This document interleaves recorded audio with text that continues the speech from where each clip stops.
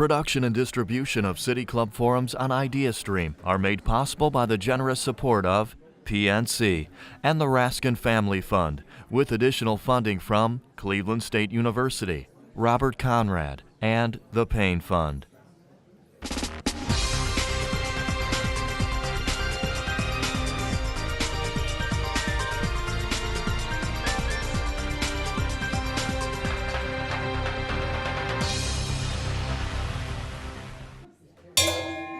Good afternoon and welcome to the City Club of Cleveland.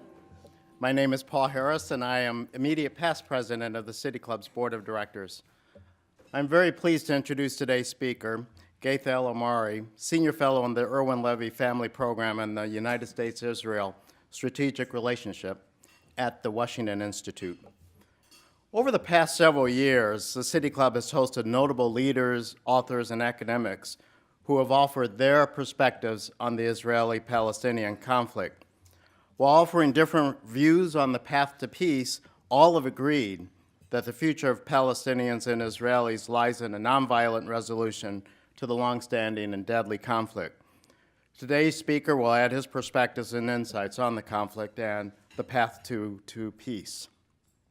By way of brief biographical background, Mr. al-Omari is an attorney, having earned law degrees from Utah University in Jordan and Georgetown University Law Center in Washington, D.C. Before becoming involved in the peace process, he taught international law in Jordan and was active in human rights advocacy. Mr. al-Omari served as an advisor to the Palestinian negotiating team throughout the permanent status negotiations from 1999 to 2001. In that capacity, he participated in various negotiation rounds, including the Camp David and Taba summits. After the breakdown of the negotiations, he became the lead Palestinian drafter of the Geneva Initiative, an unofficial model peace agreement negotiated between leading Palestinian and Israeli public figures. Mr. al-Omari subsequently held positions within the Palestinian Authority, including Director of the International Relations Department in the Office of the Palestinian President, and advisor to former Prime Minister Mahmoud Abbas. In those capacities, he provided advice on foreign policy, especially vis-a-vis the United States and Israel, and also on security. Prior to joining the Washington Institute in 2014, Mr. al-Omari served as the executive director for the American Task Force on Palestine, a nonprofit, nonpartisan organization with a mission to, quote, articulate and educate about the United States' national interest in helping to create a Palestinian state living alongside Israel in peace, security, and dignity, end quote. We welcome him today to share his perspectives on the Israeli-Palestinian conflict and on the prospects for and pathway to stability and peace. I present, on behalf of the City Club of Cleveland, Ghaith al-Omari.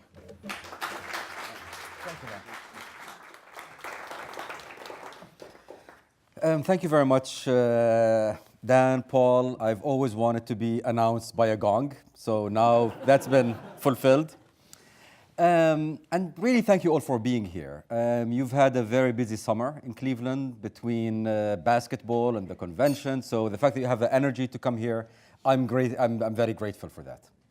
Now I have to start with maybe an apology.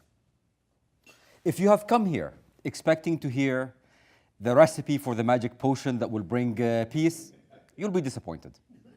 I don't believe that peace is possible in the short term, under the current circumstances.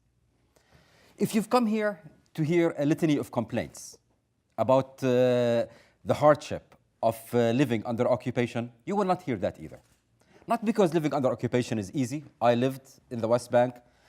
I know the difficulty, I know the humiliation, and I know the disempowerment of being governed by others. Yet I do believe that if we decide to fixate on that, if we decide to simply engage in lamentation about the unfairness of life, we will not move forward. We will be stuck there. I am here to talk about giving the complexities of where things are, to talk about how we can move forward. Before I do that, though, maybe a word about peace. What do we mean by peace? And for someone who has spent my career in the Palestinian-Israeli peace process, I must say I'm not a big fan of the word peace. Peace tends to invoke an image of warmth and fuzziness and holding hand and singing kumbaya and all of this, these good things. That's not what we're talking about.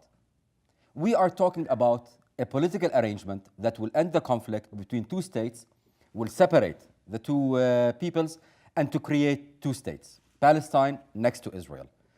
My own desire, my own personal mission in some ways, is to try to make this peace a warm peace, a peace in which there is understanding, etc., etc. Yet I will be content to have a cold peace, because my priority right now is ending the conflict, and everything follows. I look at the Israel-Egypt peace.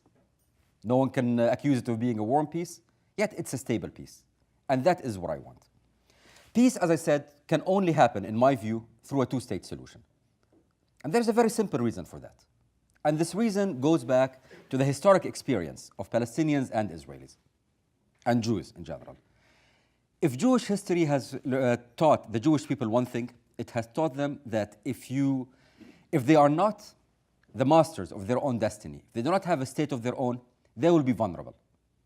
From the pogroms to culminating in, in the Inquisition and the pogroms and culminating in the Holocaust, the lesson was clear. There has to be a homeland for the Jewish people.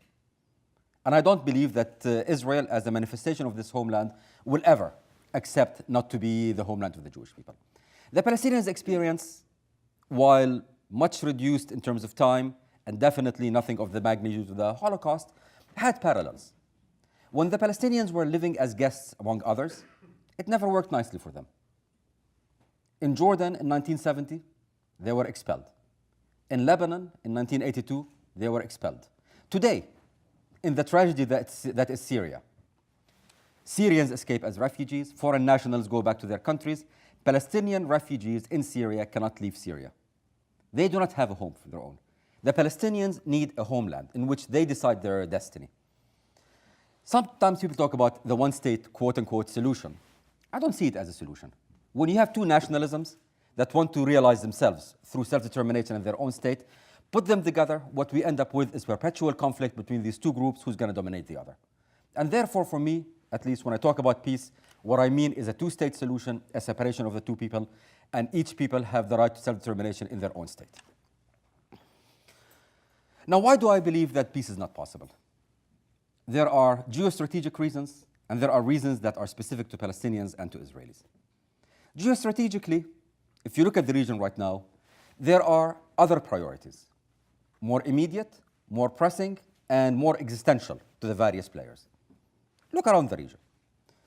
After the Iran deal, we have an Iran that is much more expansionist and much more interventionist. We see its not even fingerprints, it's very clear grasp in Iraq, Syria, Lebanon, Bahrain, Yemen, and elsewhere.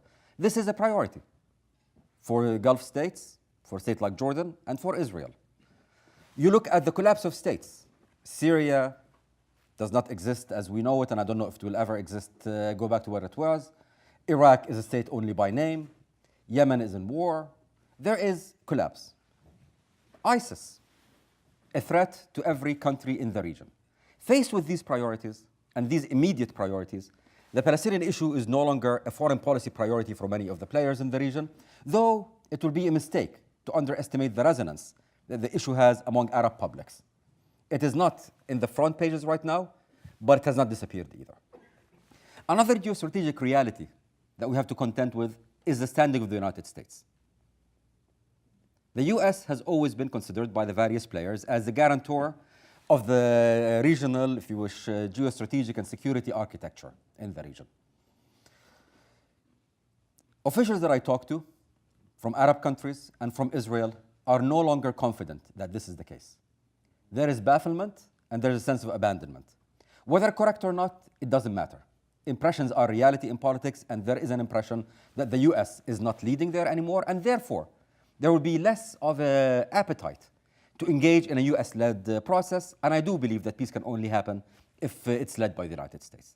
So these geostrategic considerations lead me to believe that diplomacy right now is not really an option, at least diplomacy as we know it. If you zoom in a little bit and if you look at the domestic scene in Palestine and Israel, it's not particularly conducive either. I will not speak much about Israel. I'm not an Israeli, and I believe that it is best for Israelis to express their own country. I would say one fact, though. In the current Israeli government, in the cabinet of around 20 ministers, only 4 actually support a two-state solution. 7 are undeclared, and the rest are against. To put it diplomatically, this is not the most opportune time to make these kind of decisions. In the Palestinian case, it is not easier. It's not easy either. The Palestinians are going through a deep systemic crisis of governance and legitimacy. The most obvious of which, of course, is the separation between the West Bank and Gaza, Hamas and the Palestinian Authority, this internal division. It is the most prominent, yet in some ways analytically, it's the easiest to deal with. And it's the easiest to deal with because simply, in my view, it's not going to be resolved anytime soon. It's not going to be resolved anytime soon for a number of reasons. You have 2 irreconcilable agendas. Hamas talks about one state, translate destruction of Israel, done through violence and terrorism to achieve, to create a theocracy. The PLO talks about a two-state solution achieved via diplomacy to create a secular state. I don't see how one can square that circle. And more practically than that, the existence of militias, particularly the Hamas militia, which are not under the control of the military, of the political echelon, makes any political arrangement unstable. In my view and my experience, guns and politics do not mix nicely. If you look at Lebanon, Hezbollah vowed for years that it will never turn its gun against its Lebanese brethren. It was in the cabinet, there was a cabinet crisis, and guess what? Hezbollah marches on Beirut and changes the political reality. Unless the issue of militias is resolved, I don't see unity happening. Nor should it happen, in my view, unless Hamas accepts the international conditions for joining the Club of Nations, renouncing violence and terrorism, accepting a two-state solution, and accepting signed agreements.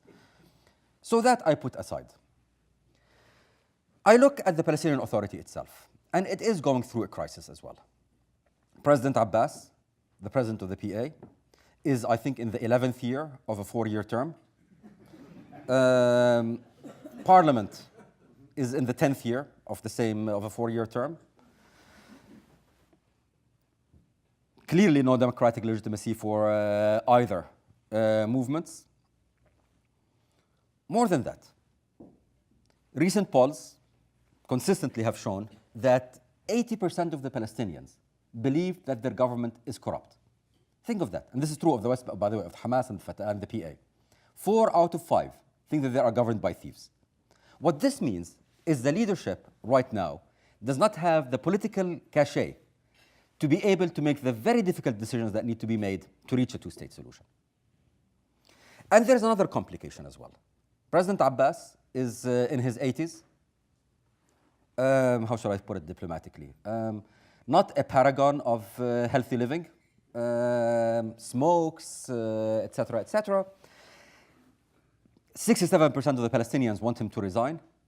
What this means is that the most operative consideration among the Palestinian political elite is the question of succession. Every second and third-tier politician in Palestine wants to become the next president. And when you're positioning to become a president, it's not the time to expect you to be forthcoming and conciliatory. All of these things together tell me that the political landscape in Israel and in Palestine is not ready for the kind of big compromises that we need to get to reach a peace deal. Now, what does that mean for the people? If you look at opinion polls, you'll find an interesting mirror image here. Pardon me. A majority of the Israelis still believe that a two-state solution is desirable, yet a larger majority believes that there's no partner on the Palestinian side, and therefore the overwhelming majority believes that a two-state solution will not happen in their lifetimes. On the Palestinian side, a majority, though admittedly rapidly dwindling majority, also believes that a two-state solution is desirable.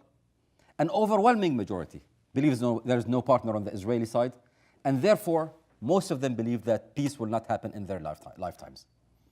If I were to sum up the public mood among Palestinians and Israelis, in one word, I would use the word disbelief. They believe in nothing. They don't believe in diplomacy after all the failures of diplomacy. They don't believe in the other side. And in the Palestinian case, at least, they do not believe in their own leaders. And Israel is going through its own internal, very profound debates about leadership as well. Okay, this is an extremely grim and depressing diagnosis. We will not hand out the antidepressants yet. Because there is a question. The question is, when you have this situation, what do you do? First of all, doing nothing, in my view, is not an option. If there is a vacuum is filled by someone. And if you don't fill it, then someone who, let's put it this way, does not have your best interest at heart will come and fill that. A vacuum is dangerous. Something needs to be done. The question is what needs to be done. And I will focus my remarks here about what the US can do.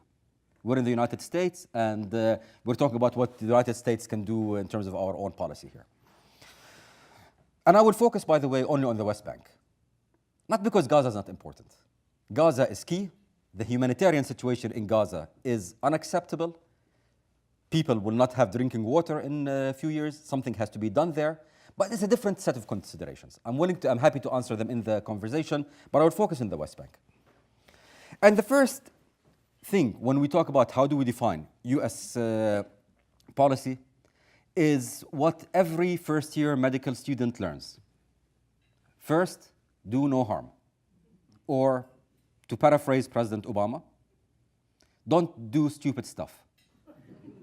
So what is stupid stuff in this context? In this context, in my view, stupid stuff is trying to engage in a macro, big diplomatic initiative.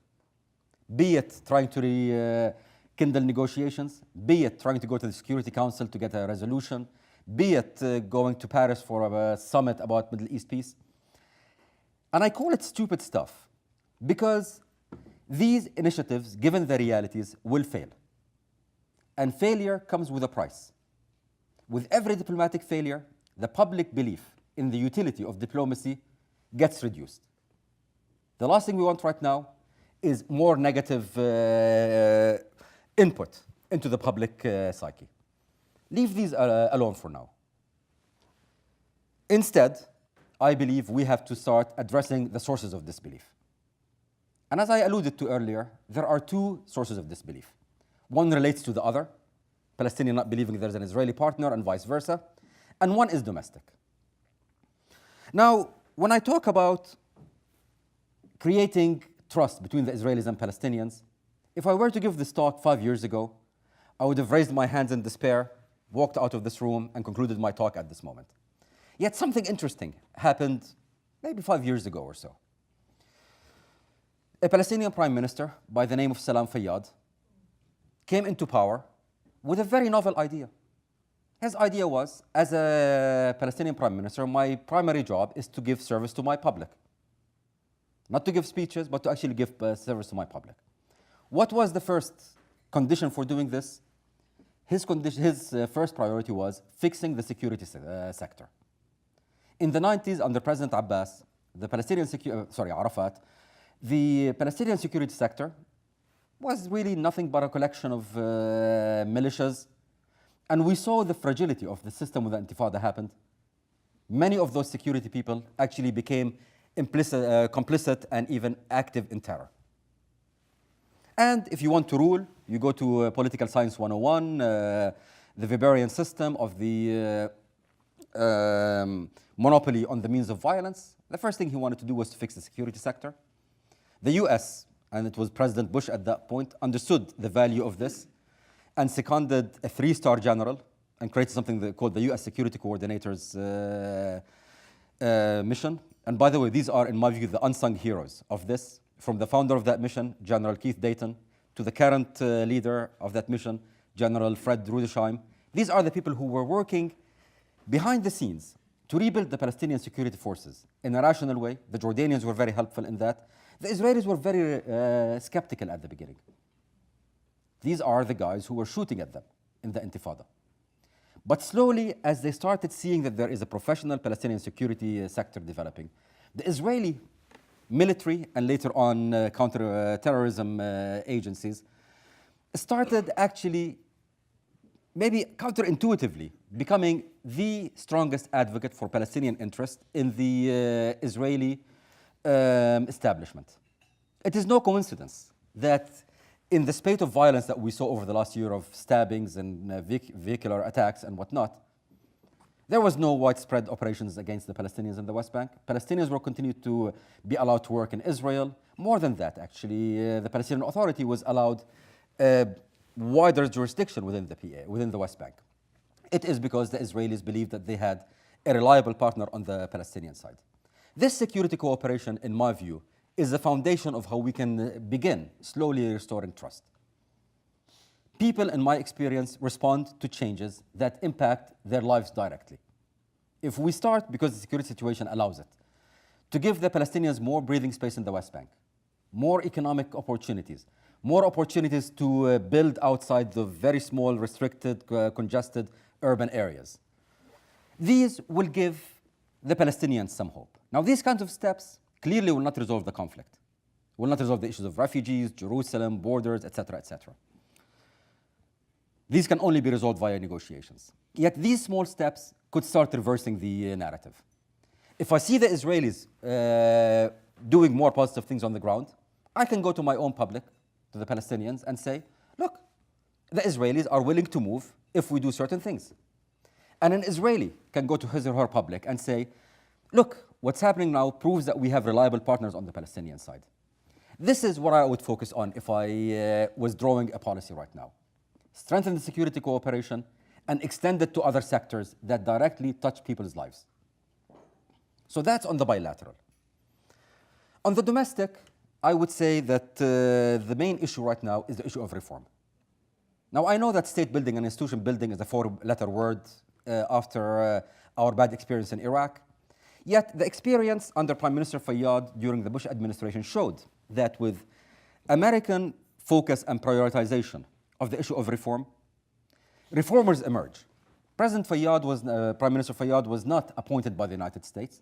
The US simply focused on the issue of reform, built a coalition of Europeans and Arabs who taught us, I was a Palestinian official at that point, who made it very clear to us that they do insist on reform and there will be repercussions for not engaging in reform.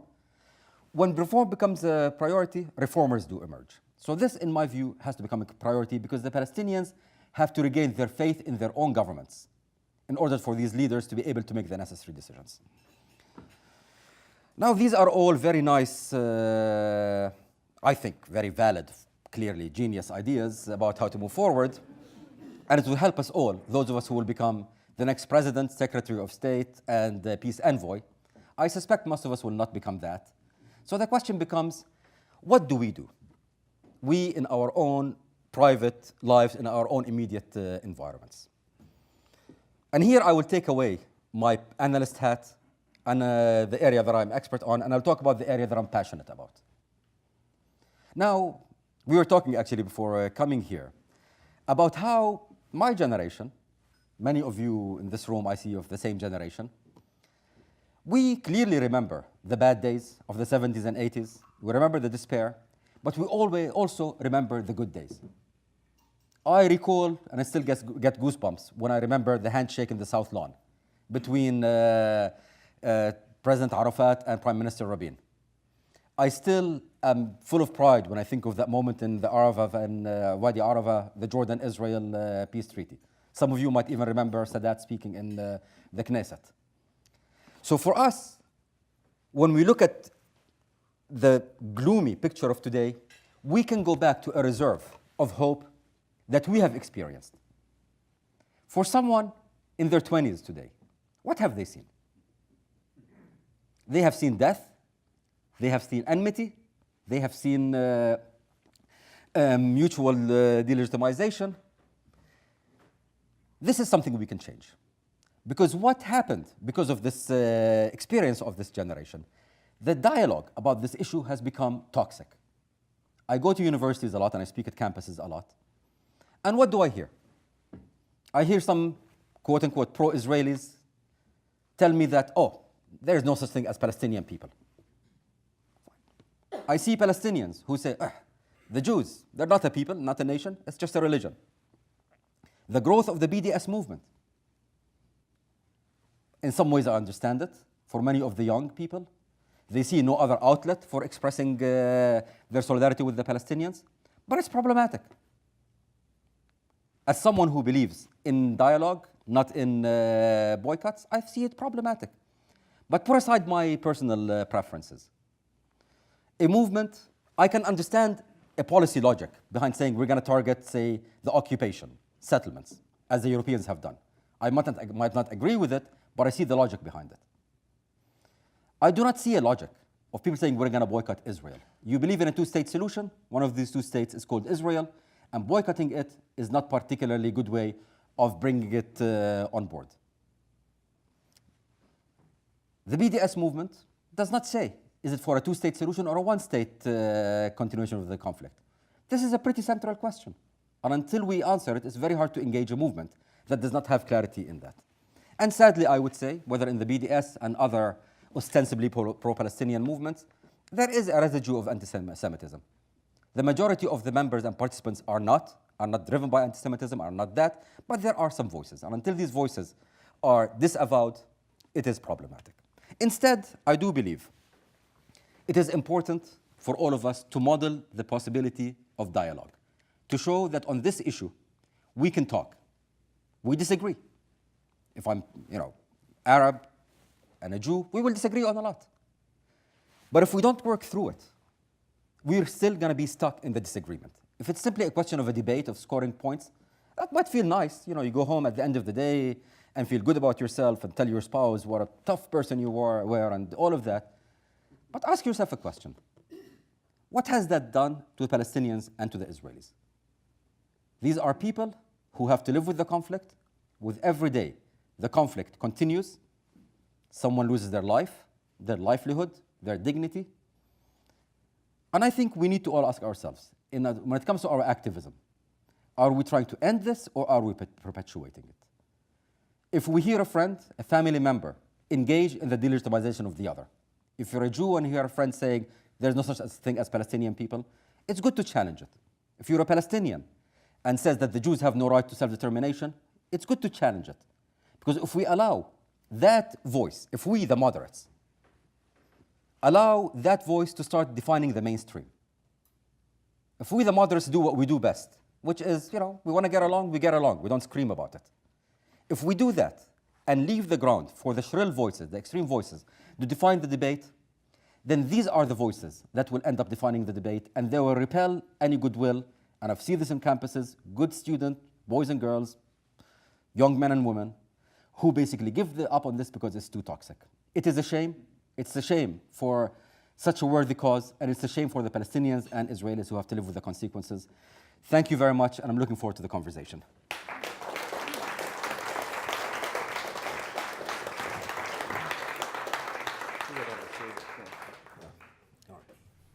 Today at the City Club of Cleveland, we are enjoying a Friday forum featuring Ghaith al-Omari, Senior Fellow at the Washington Institute.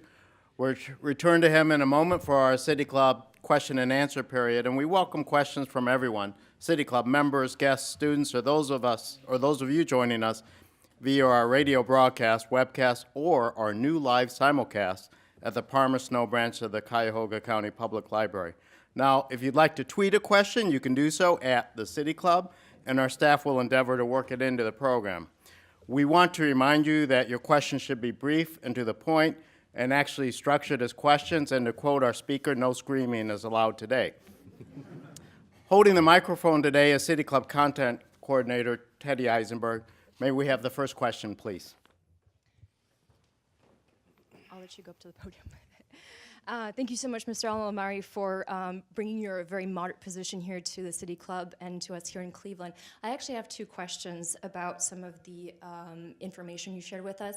And the first one is about your vision for peace. And to me, it sounds a lot like the performance-driven roadmap from 2003 that was presented by the quartet. Start with security cooperation, move to economic cooperation. So how is your vision different from what has been proposed, over a decade ago? And then two, your comment about that peace has to be U.S.-led. Can you explain to us why? Thank you. What is new in what I have to say? Absolutely nothing. This is one of the most over-researched, over-studied conflicts that I've ever come across. There is, sadly, I'm sad to say, there are no new ideas. Every possible permutation of every possible policy has been written about. It's a question of implementation, not a question of simply putting the ideas out there. With the roadmap, we saw that when there was political will to implement it, particularly during the period of President Bush, we saw a lot of progress happening on the ground. We saw Israel getting out of Gaza. We saw reform taking hold in the Palestinian Authority. We started seeing the beginning of changes. We started seeing the literally bloody heritage of the Intifada on both sides, by the way. Both sides were hurt by the Intifada. We started seeing a reversal of that. I saw an abandonment of this approach. And this is what is frustrating me. We jumped straight from the infant steps that were being taken, the fragile steps that were being taken, into immediately going to high diplomacy. No one can throw any doubt about Secretary Kerry's commitment and goodwill. Yet I believe focusing on a peace deal that was not going to happen because the reality was not there was the problem. And therefore, in my view, we have to go back to some of these steps. Now, these are not sufficient, and these are only sustainable for a while. At some point, you have to build the political horizon and the political context. All I'm saying is we're not there yet, and when we get to that point, as a superpower, I would say that we have the ability to, what do they say, walk and chew gum at the same time. It's possible for us to do both of these. And we need a two-pronged strategy on this one, which I guess is a good segue into why the United States. Okay, many of my European friends will be unhappy with me now. But look, it is almost a typical pastime when you meet with a European diplomat to hear a lot of criticism of the US. Not doing enough, doing too much, doing it wrong, doing it whatever, blah, blah, blah, monopolizing, etc., etc. All nice and well. I've been through enough presidential cycles here to notice a pattern. When I meet with the same European diplomatic friends in this time, there is almost a palpable sense of anxiety. Oh my God, the US is not leading. The US is not, what can we do? To talk is easy, to play the game is difficult. The French right now are trying to lead an initiative. It started with the Foreign Minister Fabius, who was so expansive. Today, when I talk to French officials, they're really trying to play down. Why? Because making peace is not easy. It requires a lot of investment. And I would argue the kind of investment that only the US can do by virtue of us being a superpower here. Some of the investment is financial, no doubt. But the main investment is our ability to mobilize military and security assets, our ability to mobilize coalitions, to get other countries to play ball. And if there was one criticism I would have of President Bush's Palestinian politics or policy, I have other issues with his other foreign policy, but on this one, is that they mistook leadership with monopolization. To lead means you take the lead, but you also use your allies where they have the best comparative advantage. You use the Arabs to bring Palestinians a sense of security and whatnot. You use the Japanese to bring in some the technology and the money. You use the Europeans for in terms of their relation with the Palestinians. So all of these things only the US can do. But there's also an intangible. In addition to these tangibles, there's an intangible. U.S. Israel relations is very strong. U.S. Israel relations is, to quote President Obama, ironclad, and I think he means it when he says it. And this is important. It is important because peace, and here, excuse me for this maybe slightly inappropriate metaphor, going to peace is like deciding, or the current situation between Palestinians and Israelis is very much like almost an abusive marriage. The two sides know how to hurt one another. Their head tells them that they need to leave. But when you're in a long abusive relationship, be it personal or national, the abnormal becomes the normal. You develop mechanisms for dealing with that. And the normality and leaving that becomes the unknown. It's scary. And sometimes to get out of an abusive relationship, you need a friend that you trust to hold your hand and say, jump and I have your back. And as a nation, when Israel needs to make very difficult decisions, it needs a country that it trusts, and that is only the US to play that role. The Palestinians need their own, and it will be from the Arabs.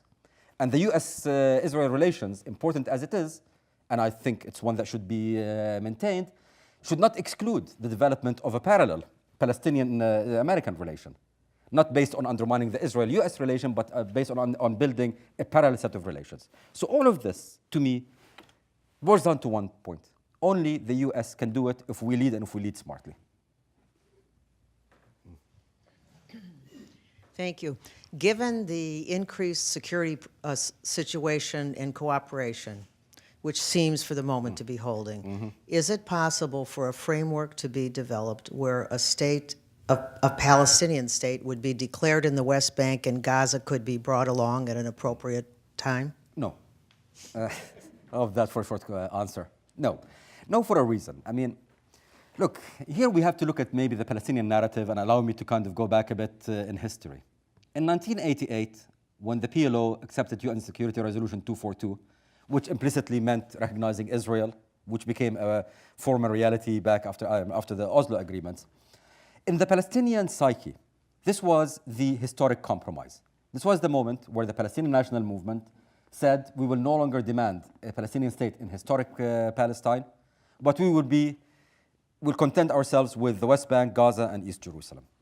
And that became the norm and the basic principle, organizing Palestinian, if you wish, political identity. No Palestinian leader right now can establish a state that does not include West Bank, Gaza Strip, and East Jerusalem. They will not politically survive. Hamas has been trying to establish something akin to a state in Gaza. They cannot take that move because they know if they take that move, this is their political death. And therefore, the idea of establishing a state in the West Bank alone, or a peace deal on the West Bank alone, is insufficient. Yet, or not only insufficient, is undoable in my view. Yet something else is doable. You reach a peace deal about the West Bank and Gaza, you sign that map, and then you start implementing where you can. You start implementing in the West Bank, you start implementing in these areas. This will be profound. This will be profound because it will put Hamas in a very difficult defensive situation. What do they say to their public? No, we don't want this. No, we don't want liberation. No, we don't want the end of conflict. No, we don't want a Palestinian state. They will be on the defensive. They will not disappear overnight.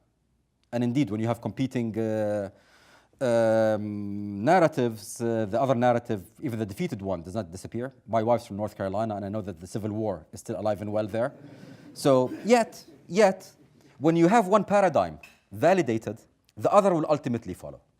So I believe this is the way to move forward. Start working in the West Bank. Do not ignore Gaza. Again, Gaza is not a political football. There are people, real people. And these are not all Hamas, most of them are not Hamas, really. These are just your average civilians.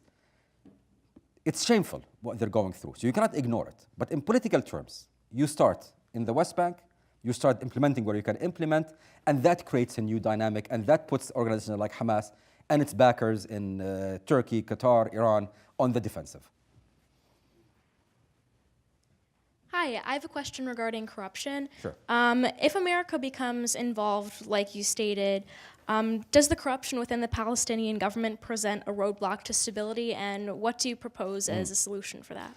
I actually think corruption, not only in the West Bank and the PA, corruption in governments is one of the major vulnerabilities that a government has. I look at the Arab Spring and the downfall of the Mubarak and Ben Ali regimes in Tunisia and Egypt. Much of that is because, as an average person, you feel that your life is hard, yet you see your leaders in their, top of the line Mercedes is going and whatever. It creates a basic, it breaks in a fundamental way the social contract between citizen and state. So to me, corruption is not a small matter. It's a matter that goes to the very relation between citizen and state. These are key. Corruption will be a roadblock, as you, I think, put it. Yet you can deal with it. And I think, again, one of the reasons that make me capable of standing here and speak with great conviction about the need of reform is the fact that it was done. During the time of Prime Minister Fayyad, it was done. Corruption was reduced. Transparency has gotten to levels, it's easy to become better than any other Arab country. The bar is not that high. But it became comparable to OECD countries' level of transparency. Can you ever completely end corruption? Of course not. Yet you can end systematic corruption. You can do it, but what happens in these cases? And the case of that gentleman, Salam Fayyad, is a case in point. When you start trying to dismantle corruption, you will be hitting some very deep, powerful vested interests that will do everything in their power to undermine you. In the beginning, you are vulnerable. This kind of a process needs political protection. And this is exactly, I think, what the US under President Bush did. When there was corruption, I was an official then.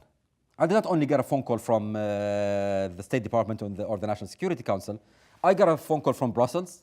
I got a phone call from Jeddah, Saudi Arabia, for heaven's sake, calling us out on this corruption. This sent a very clear signal. You cannot mess with it. So I think this is what we can do. We put it as a priority. We allow Palestinians to emerge who will do that. And when they do that, we continue to provide them with the political context until this kind of project takes hold. Thank you. Good afternoon, Mr. al-Omari. Assalamu alaikum. Wa alaikum Shalom, everyone. My name is George Kusa from Margaret Wang & Associate Law Firm, Public Relations. As a native of Syria myself, I had the first-hand experience, actually, to be in Golden Heights one time, working for peace. I was the official liaison with the peacekeeping forces called ENDOF. I'm sure you dealt with them. Of course. At that time, it was 1984, 83, 84. I was much younger. And I was still pessimistic about the peace process, discussing that with the UN officials, with the Syrian officials, with other. Tried to hopefully deal also or talk to my counterpart, Israeli liaison officer, but I couldn't, as you know, the conflict and the diplomatic relations and things. So now, after 30 years, I still see a pessimistic, or I say a pessimistic view of that. Unfortunately, I'm trying to be optimistic, but I can't. Even my American now friends, I would say, family, people here, still see the same view. Some of them say there is not going to be any peace in the Middle East between the Palestinians and the Israelis, and also the Syrians, as you know, the equation. Very complicated between Syria, Jordan, Lebanon especially, the intervention of Hezbollah, and of course, the negative role played by Iran and Hezbollah. Every time there is some kind of peace, we see a big conflict, including war, that blocks that kind of peace we're talking about. So again now, in light of what's happening in the Middle East, especially in Syria, starting with the Arab Spring in Tunisia and now in Syria, a very complicated situation. Do you think the Arab Spring delayed, postponed? Because there were even talks before the Arab Spring and during, but now I see it myself as being delayed, put on the back burner, and really impacting the peace process between the Palestinians in the first place and the Israelis, and also the bigger equation of Syria, Egypt, Jordan, Lebanon, and Israel. So do you see that same maybe view, or do you think it did impact the whole equation, again, of the Palestinian-Israeli conflict and the Palestinian state? And also, I'd like to say something here. Having new parties now involved, especially Russia now in Syria, and then the coordination between Russia and Israel now, hoping for peace to prevent more damage to the Syrian people, to the peace process, and the intervention of the European Union. So I would say a new equation with the American diplomacy, because I see myself that the US alone, with the United Nations, will not be able to make peace, real peace in the Middle East, especially between the Palestinians and the Israelis. Do you think a new role of Russia, the US, and the European Union would lead to some, hopefully, optimistic view and leading to a lasting peace in the Middle East? You know, first of all, thank you. Thank you, George. As I said before, what's happening in Syria is a tragedy by all definitions of the term. I can't imagine what's happening there. It's really heartbreaking. Now, you've actually given me, before I answer your question, I want to touch on the two tangents that you touched on. Yes, I mean, first of all, you did betray your own age when you said when you were doing that, so I will refer to that. We tend to think right now that there is no progress that happened. In reality, those of us who've been involved see tremendous progress. Some of you might be surprised to know that, you know, the progressive, democratic, left-leaning President Clinton never said the word Palestinian state throughout his term as president. Never said the word two-state solution. You remember when we, as Arab citizens, could not say the word Israel, the Zionist entity, we used to call it, if you remember that. I remember a time where an Israeli would meet a PLO official, he or she would go to jail in Israel. Today, U.S. Two-state solution is U.S. official policy. Prime Minister Sharon, no one can accuse him of being a dove on these issues, was the first Israeli prime minister to actually accept a two-state solution. And therefore, these are significant changes. Hard to miss when people are dying every day, but for those of us in the business of diplomacy, these are paradigmatic shifts in that way. So I would actually argue that no, progress has been made. Clearly, we're not there yet, but progress has been made. Has the Arab Spring moved things forward or backwards? Clearly, it has put everything on hold. Yet, I cannot blame the Arab Spring. It's like blaming tides or blaming the phases of the moon. It was bound to happen. The Arab Spring was a result of the failure of the state system, the result of leaderships that never instilled a sense of citizenship among their people and built state structures that served their interest, not the national interest. They were inevitable. It was not 2011, it would have happened 2016. So to me, this was part of the regional bit. But to your question, is the involvement of other players positive or negative? Part of it I already alluded to. I think when you have the involvement of US allies, European Union, and the Arabs, I will get to the Arabs in a minute, that is a positive thing. Because a smart leader would lead by delegating. There are things the Europeans can do that we cannot do. That's simple. There are things the Arabs can do that we cannot do. So to me, that's positive. Russia is a different story. Russia's role right now in Syria, and I'm no expert on this matter, but my view is they are asserting their strength and presence and in a direct opposition to American interests. The Russians will not play ball on any of these things. The Russians at this moment will not allow any diplomatic achievement that will be attributed to this country. Look at the Geneva talks about Syria. I don't expect them to be a constructive player in this game. And therefore, before we can, as the US, play an important role, we have to reassert our leadership and our primacy in that region. And that will have to include confronting Russia. Now, when I say confronting, I'm not talking about fighting. I'm not talking necessarily about military. I'm not talking about military in any way. Last thing you want to do is have a military incident. Yet one can assert oneself in different ways, whether by proxy or directly. But I think until that one is sorted, the possibility of diplomacy in that case is difficult. One interesting, I wouldn't yet call it fully positive because it is it's not full-fledged yet, byproduct of the, not really Arab Spring, but more of the Iran deal. And the Iran deal, which in my view, by the way, I'm no expert, but it seems to me that it did succeed in delaying the Iranian nuclear program, yet it did also succeeded in whetting the Iranian appetite towards a more interventionist role in the region. Iran is seen as a threat by Israel and by the Gulf countries, the GCC countries, as well as countries like specifically Jordan, and of course, you mentioned Lebanon. This has created a very interesting dynamic whereby there is right now intensive security cooperation between Israel and some Gulf Arab states, which is a good thing, a thing that we can build upon. It's not something that I would actually read too much into. It is only security and military at the moment, and I don't think it can move forward without progress on the Palestinian issue, but it's a foundation. If we have US leadership that can take that foundation and see how we can start developing it, see how we take the Arab Peace Initiative, which talked about giving Israel security guarantees, and operationalize what security guarantees actually means through a process of back-to-back diplomacy. I think these are all opportunities that we can build upon. But by and large, the Arab Spring, to answer your question again, was an inevitable and deep and defining process that takes precedent at the moment over any diplomatic issue, and until some of these issues are resolved, it's very hard to see diplomacy in any major way happening in the Middle East. I'm curious, how does ISIS fit in as a wild card in these negotiations when you have a dedicated army that doesn't care how many it kills, who it kills, and where it kills? How do you control something like that to bring that to the peace process? You don't control it, you destroy it. You can't bomb something into oblivion. No. We've tried that. It doesn't work. I mean, you've tried it in Vietnam. You've tried it in China. It doesn't work.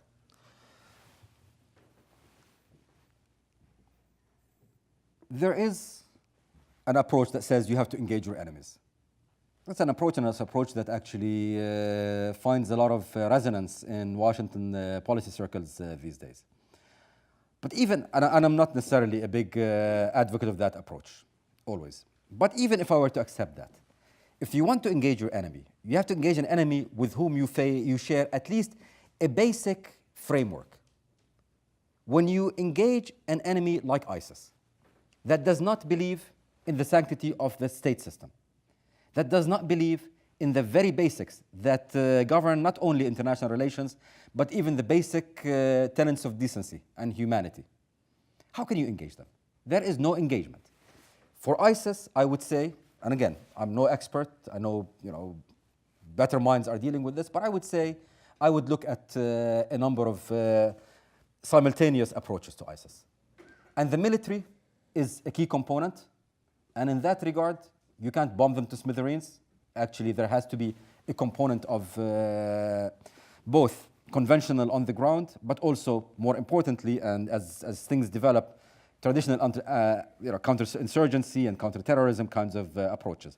These are important and essential and cannot be underestimated or underemphasized, but they are not sufficient, because ISIS is also a product of an idea. It is interesting that we had Al-Qaeda, then it became Al-Qaeda in the peninsula, in Mesopotamia, and then that morphed into ISIS. There is a thread, not only an organizational thread, but an intellectual or an ideological thread, and that's a thread that has to be countered. And that's a thread that I believe the US cannot counter. It's a thread that is up to the Arabs and the Muslims to counter. It is time for us, and I consider myself a Muslim, to start going through our own, reaffirmation? What's the, basically restudying and recasting Islam. What is the relation between Islam and state? What is the relation with violence? How do we look at Islam as a faith, but how do we also control what parts of the faith become operable political tenets? Things that Christianity and Judaism and all other religions had to go through in different periods. Without that, I believe it is very difficult to completely get rid of the Al-Qaeda ideology. Luckily, in my view, there is enough in Islamic tradition and Islamic theology and jurisprudence to enable this kind of a conversation. If you look at the Islam that developed in urban areas like Baghdad, Damascus, Aleppo, Cairo, Alexandria, and others, in the earlier to, I would say, the third quarter of the 20th century, it was an Islam that had no place for for something like ISIS. Reviving some of these, having this kind of conversation is key.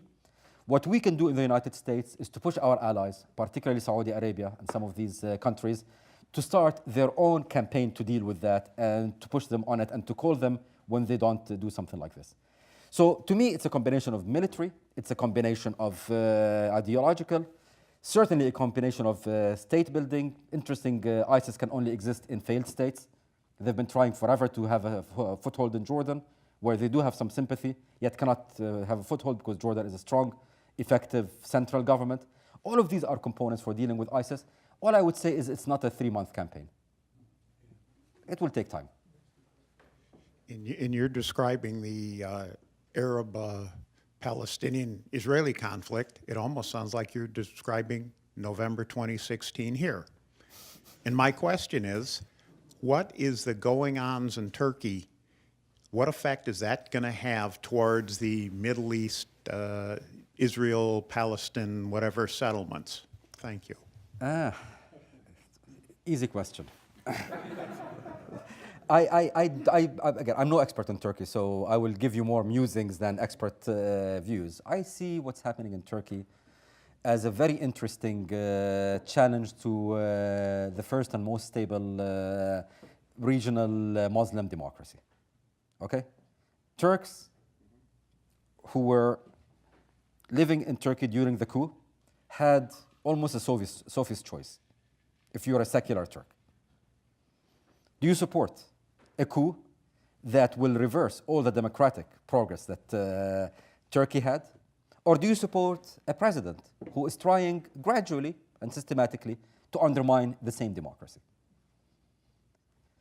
It was a difficult choice, but I think Turks made the right choice. Turks are very proud of their democracy, and I think the show that they had in taken to the streets, and it was not only Erdogan supporters, these were many of Erdogan's opponents, to me is a testament to how deeply rooted democracy has become in that country.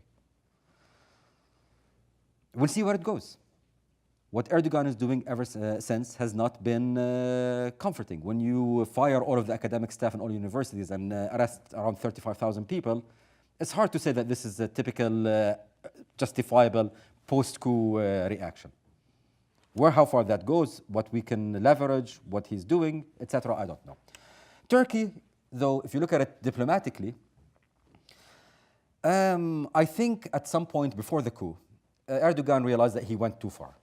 From what they started in, if you remember, 2010, something like that, the Turkish policy by former Prime Minister Ahmet Davutoglu of zero enemies in the region, in the neighborhood, if you remember that policy, by the end of last year became zero friends in the region.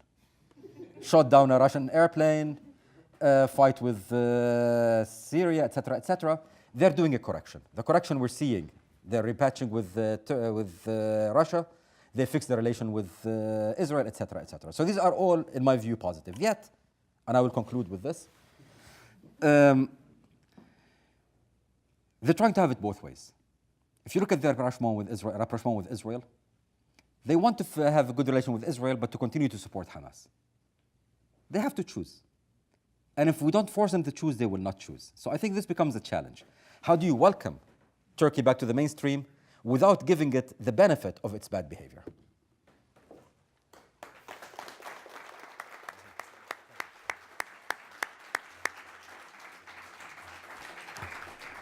I hate stopping a good conversation. I'm very sorry about that. Today at the City Club of Cleveland, we have been enjoying a Friday forum with Ghaith al-Omari, Senior Fellow at the Washington Institute. Community partners for today's forum are the Cleveland Council on World Affairs and the Jewish Community Federation of Cleveland. We thank you very much for your support and your partnership with the City Club. And that brings us to the end of today's program. Thank you very much, Mr. al-Omari. Thank you, ladies and gentlemen. This forum is now adjourned. For information on upcoming speakers or for podcasts of the City Club, go to cityclub.org.